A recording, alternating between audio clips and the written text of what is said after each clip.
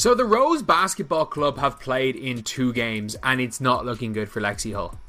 It's really not looking good for Lexi Hull. Like, I don't know. Imagine going from Christy Sides coaching, where she doesn't really want to play you, and no matter what you do on the court, it doesn't matter because your coach doesn't want to play you. Lexie Hull played just 8 minutes in 2 games for the Rose Basketball Club at the new Unrivaled 3-on-3 basketball league. Her team 0 wins and 2 losses. Meanwhile, her teammate Angel Reese is trying to rack up double-doubles in those same games. Coincidence? We think not. Guys, she's back to mid-season form. She really is. She's absolutely delivering on that double-double. That's right. Points, rebounds, and, of course, losses. Just in the same way that the Chicago Sky melted last year when her double-double streak started, she cost her team a game. We're diving deep into this unrivaled mystery. Why is Hull riding the bench when her play style is perfect for 3-on-3? Is Reese's stat padding taking precedence over winning again? Get ready for some hard truths and eye-opening revelations about what's really happening behind the scenes. Are you ready? Let's go. Then eventually your coach figures it out and starts you and plays you 30 minutes a game and your team gets better. I think Lexi Hull is going through something like that right now with the Rose Basketball Club, because Lexi Hull has played in 2 games. She has played about 8 minutes combined. Do you know what's wild? Seeing a 3-on-3 basketball star warming the bench in a 3-on-3 league. That's exactly what's happening with Lexi Hull right now, and it's leaving fans scratching their heads. Let's rewind a bit. Hull isn't just some random player. She's a bona fide 3-on-3 specialist with Team USA gold and bronze medals to prove it. We're talking about an athlete who's represented her country multiple times in international 3-on-3 competitions. She's the real deal, folks. Not only that, she's been good. Like, the problem isn't that Lexi Hull has been garbage. Lexi Hull has played well. That's the weirdest thing, is that she's actually played well. There is one issue with Lexi Hull, which is why I think she's not playing, but I think she has actually played well. And their team lost again. So imagine everyone's surprise when Hull played a grand total of, wait for it, 8 minutes across 2 games in the Unrivaled season. That's right, 8 minutes. You could barely heat up a frozen pizza in that time, let alone showcase your basketball skills. 2 games where other people got to play a lot and she didn't. So 2 games are 2 games, okay? And so for 2 games, we see Lexi riding the pine. Here's where it gets interesting. The 3-on-3 format should be Hull's playground with fewer bodies on the court. There's more space for sharpshooters to do their thing. And guess what? Hull's got that sweet 3-point shot. In fact, during her time with the Fever last season, she finished second in the league in 3-point percentage. That's not just good, that's elite. People were commenting that, man, whoever, when Lexi's guarding the person with the ball, they don't score. They don't score because we know what kind of defense. We know she's scrappy. We know she slides those feet. We know she gets her hands on lots of balls, as she says, on basketballs. She's a lockdown defender, and we got to see that. Lexi can also shoot. So I got to ask, too. T's not just about offense, and 3-on-3 one-on-one defense becomes crucial. You need players who can lock down opponents, and Hull's got that in spades. Her defensive ratings have been solid, proving she can guard top players effectively. So we've got a player with Team USA experience, a deadly 3-point shot, and strong defensive skills. Sounds like the perfect recipe for 3-on success. Right, well, apparently not everyone got the memo. I don't need to stay here and be in Miami and just sit on the bench. Maybe that sounds harsh. And I am a team player, and I'm willing to sit on the bench when it's time, if that's what's best for the team. But I'm just saying, I can't figure out why she barely, especially the second game, like nothing at all. Everybody in double figures, and Lexi just sitting there because Lexi is not in the game. Just look at players like Kayla McBride and Kate Martin for the Laces Basketball Club. They're thriving in systems that use their shooting abilities effectively. These 3-and-D specialists are showing exactly what players like Hull can do when given the chance. Chisels out space. Money Martin. Oh, yeah. Hey, Money. You gotta love Money Martin. Kate Martin, just an excellent shooter. She runs the floor so well. One of the things that Coach Wade talked about was coming into this league being in shape, and Kate has done a great job of being prepared and running the floor. But instead of lighting up the scoreboard, Hull's warming the bench, and her team, they're sitting at a less than impressive 0 wins.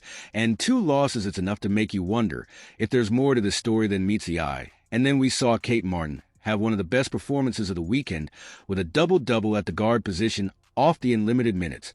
Where she did unbelievable, the whole situation is puzzling to say the least. Hull's play style is tailor-made for 3-on-3 basketball. She's got the resume, the skills, and the experience. So why is she riding the pine instead of leading her team to victory? This isn't just a head-scratcher. It's a full-on mystery. We've got a player who should be dominating the 3-on-3 format. Yet she's barely seen the court. It's like having a star quarterback and deciding to use them as a water boy. So what's really going on? People are saying, oh, she should have never went to Unrivaled. I still think, look, she's getting paid, 100 and something K, at least. Could be paid up to $250,000. Her, she's everywhere. It's going to help her out. She drew the short straw with her team. The way the coach wants them to play is just not the way Lexie Hull is good. Talk about the Rose Basketball Club's current predicament. You'd think having a player like Hull on your roster would be a recipe for success in a 3-on-3 league, right? Well, apparently not if you're the Rose Basketball Club.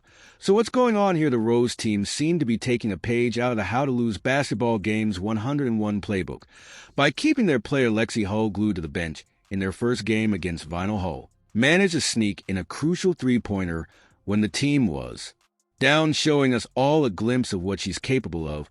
But instead of building on that momentum, the Rose decided to double down on their head-scratching strateg.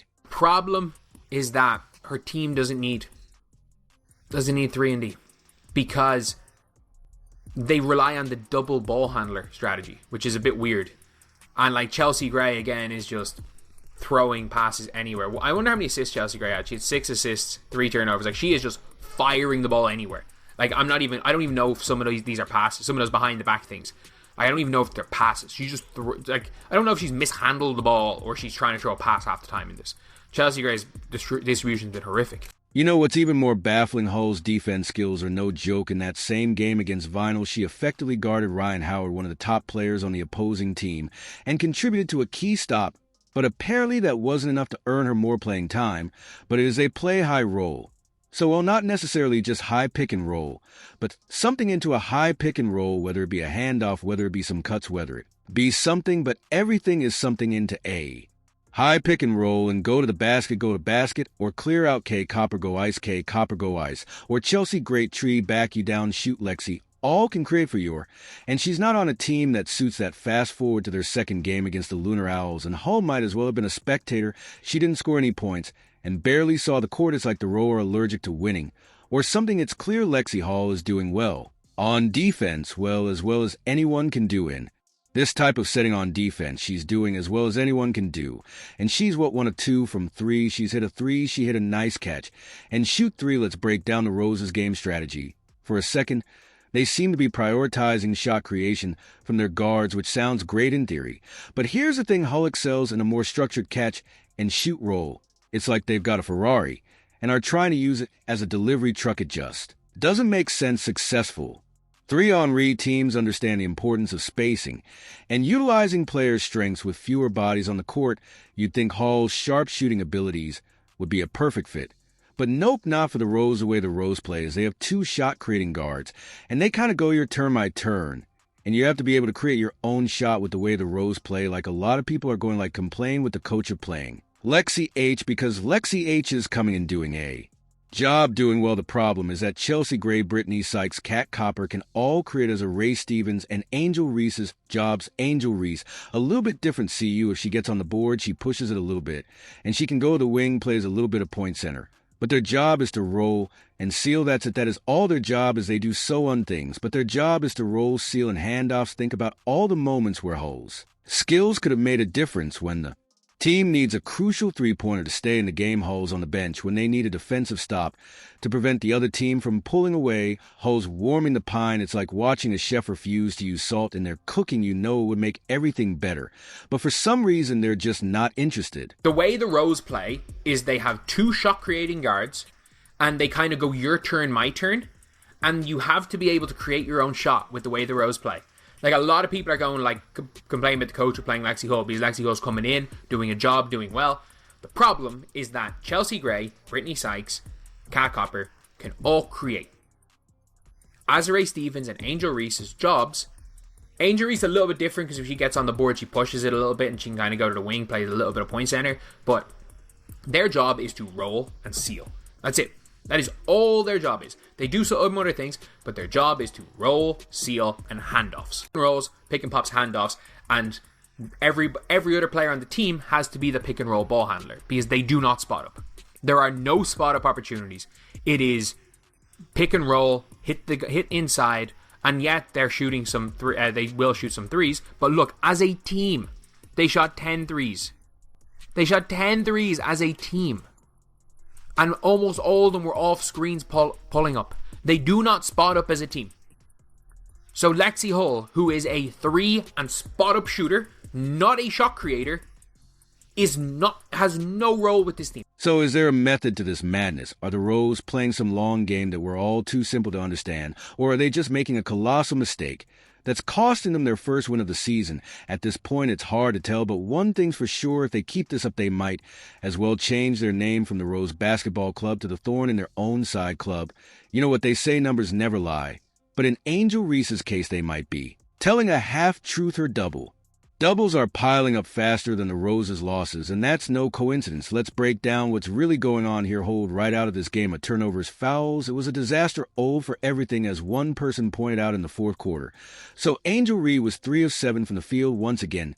Cannot get to that 50% mark. 5 turnovers, 14 rebounds, 10 points, and a big fat juicy L79. 73, her team lost a game in their first unrivaled game. Reese strutted onto the court and walked away with a shiny 10-point, 14 rebound, double-double. Impressive. Right, well, not so fast. Those flashy numbers came with a side of 5 turnovers and a shooting percentage that would make a little league coach cringe. A whopping 42%. Sounds familiar, right? Here we go again with the stat padding. Once again, guys, looking like a baby deer or a baby giraffe out there. I cannot believe that somebody that looks this uncoordinated is a professional athlete. It's shocking to me.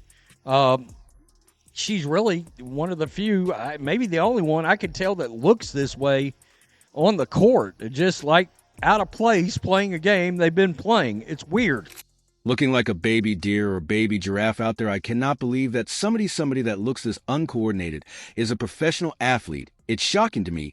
She's really one of the few, maybe the only one I could tell that looks this way on the court. And just like out of place playing a game they've been playing, it's weird now. Let's talk about Reese's playing style. It's been described as aggressive, which is a polite way of saying she charges around the court like a bull in a china. Shop's sure she's improved her footwork and can push the ball off her bounds, but her layups, let's just say she's still busy laying some bricks, and don't even get me started on her passing. How's that debut going for Angel Reese? The same old, same old. Reese finished with a Rose's team-high 14 rebounds, 5 turnovers, 4 fouls, shot just 3 of 7 from the field, 42%, got benched for most of the fourth quarter. By the way, when she got benched, the comeback was on. What does that tell you? And once again, she was getting layups underneath the basket, and I'm screaming, pass the ball out, and she would not do it. She would not do it. Her teammates just standing back looking at her.